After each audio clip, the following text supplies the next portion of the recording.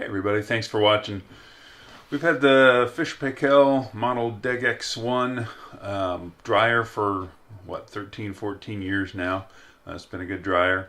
But all of a sudden we had a problem. So the machine was working, or looked to be working correctly. Air was blowing through it. The tumbler was rolling just fine. But there was no heat. And that just happened last night. So I dug into that today, and this is what I found out. So anyways, to get this machine apart, it's real easy. Just take off the two rubber bumpers you see here on either side. There's two screws under there. Once you do that, you can lift the hood, and underneath, you can take it off if you want to. I found that I didn't need to. I just leaned it up against the wall behind. But if you want to take it off, you can do that. There's a little connector here that you want to disconnect. And over here is a little better detail on that. And then you can lift that hood off. So moving along, then there's two, to get the front panel off, there's two screws, one on each side. And then you'll notice there's just some little clips here that you need to be aware of. Don't try to yank that thing off, or you may break something. And then there's a grounding strap on the bottom of that panel, so make sure you disconnect that properly, so you don't break the cable. Alright, so once inside, you're going to want to look down in the bottom of the dryer compartment below the main tumbler, and you're going to find your heating elements.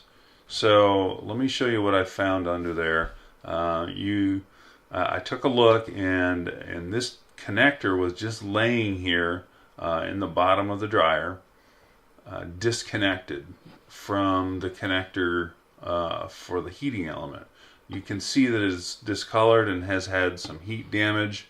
I'm guessing that this was probably loose and has been for a while, and just eventually worked itself off. You can see there's some charring and just some ick on the connector there.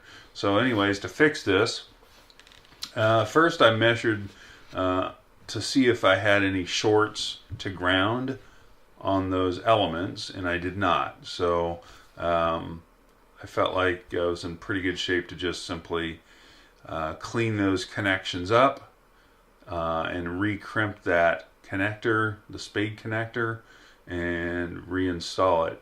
You'll notice here the little thermal reset pop-out breaker device has not reset or set. So it didn't have any overheating problems. It looked like it was just this particular plug was loose and worked its way off.